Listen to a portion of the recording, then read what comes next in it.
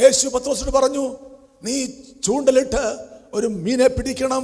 അതിന് വായ് തുറക്കുമ്പോൾ അതിന് വായ്ക്കകത്ത് ഒരു ചതുർദ്രമ പണമിരിക്കും. വാസ്തവത്തിൽ ഒരു അവിശ്വാസിക്ക് ഒരിക്കലും അത് ആ പ്രവൃത്തിയിലേക്ക് പോകുവാൻ കഴിവില്ല. കാര്യം എന്താണ്? അവൻ സംശയിക്കും, അത് സാധ്യമാണോ?